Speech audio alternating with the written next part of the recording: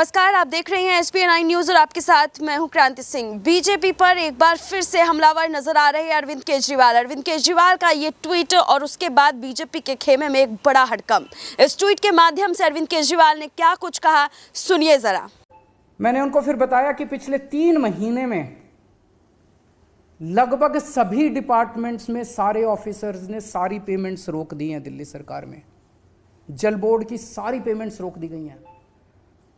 नतीजन कई एसटीपी बन रहे थे, हमारे कई वाटर ट्रीटमेंट प्लांट्स बन रहे थे, सबकी कंस्ट्रक्शन रुक गई है दिल्ली के अंदर।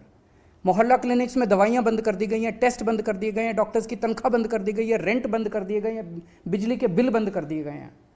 बस मार्शल्स की 3 महीने से तनख्वाह नहीं मिली है। दिल्ली की डीटीसी की बसों में जो बस मार्शल चलते हैं उनकी तनख्वाह नहीं मिली है। हॉस्पिटल के स्टाफ को तनख्वाह नहीं दी जा रही है। डीटीसी के अंदर तनख्वाहें नहीं दी जा रही हैं, डीटीसी की पेंशन नहीं दी जा रही है, बिजली की सब्सिडी रोक दी गई है, ओल्ड एज पेंशन रोक दी गई है।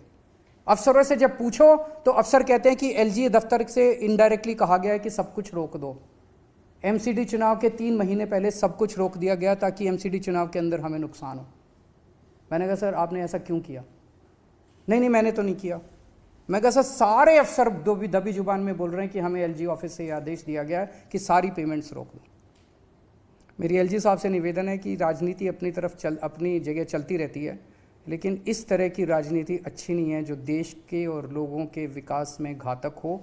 और मैं फिर से उनसे हाथ जोड़ के निवेदन करूंगा कि एक तो अच्छा कॉन्स्टिट्यूशनल सलाहकार अपने साथ रख लें जो कि उनको एडवाइस करे कि सुप्रीम कोर्ट के ऑर्डर्स बाइंडिंग होते हैं। सुप्रीम कोर्ट के ऑर्डर्स जो है वो सलाह नहीं होती है। सुप्रीम कोर्ट जो कहता है, अगर सुप्रीम कोर्ट ने कहा है कि उनको इंडिपेंडेंट डिसीजन मेकिंग की पावर नहीं है तो नहीं है। सुप्रीम कोर्ट के ऑर्डर्स को सम्मान करें, संविधान का सम्मान करें, जनतंत्र का सम्मान करें। फिनलैंड के बारे में मैंने पूछा सर आप फिनलैंड के लिए क्यों रोकना चाहते हो?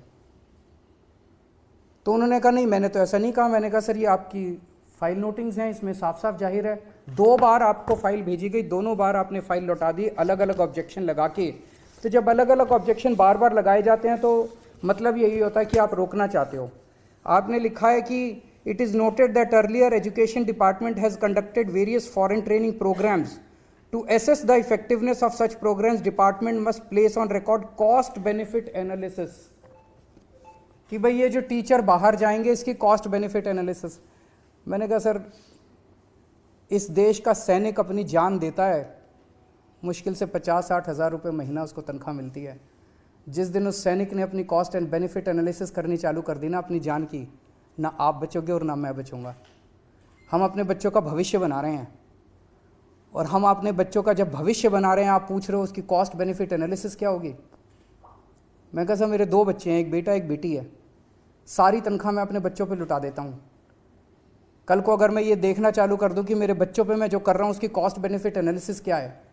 सर कई चीज़ों की कॉस्ट बेनिफिट एनालिसिस नहीं होती। हम देश बना रहे हैं, हम राष्ट्र बना रहे हैं। इस देश का बच्चे बनेंगे तो राष्ट्र बनेगा, बच्चों का भविष्य बनेगा तो राष्ट्र बनेगा। तो जब आप इस तरह की कॉस्ट, मैंने कहा सर सीएम की कॉस्ट बेनिफिट एनालिसिस हुई आज तक कि सीएम होना चाहिए कि नहीं होना चाहिए? एलजी की कॉस्ट बेनिफिट हुई है कि एलजी का दफ्तर जो है वो सरकार के लिए अच्छा है कि बुरा है? मैंने कहा टीचर्स, अभी ये वर्ल्ड इकोनॉमिक फोरम हो रहा है, सारे देश के बड़े बड़े नेता स्विट्जरलैंड जा रहे हैं घूमने के लिए, उनकी कभी कॉस्ट बेनिफिट एनालिसिस नहीं हुई। टीचर्स अगर फिनलैंड जा रहे हैं तो उनकी कॉस्ट बेनिफिट एनालिसिस मांगी जा रही है। तो ये तो रोकने के लिए ही किया जा रहा है। अरविंद केजरीवाल के इस बयान के बाद से चाहे वीके सक्सेना हो या बीजेपी का खेमा हो, हर तरफ हड़कंप मचा हुआ है और जनता भी इसके ऊपर लगातार जो है रीट्वीट कर रही है, उस पर कमेंट कर रही है और ये बातें जो है वो खुलकर के बोलती हुई नजर आ रही है कि सच में अरविंद केजरीवाल ने आज बीजेपी को लेकर के एक बड़ा खुलासा कर दिया है। फिलहाल आज के लिए बस इतना ही। देश दुनिया के तमाम बड़ी खबरों के लिए देखते रहिए SPN9 न्यूज।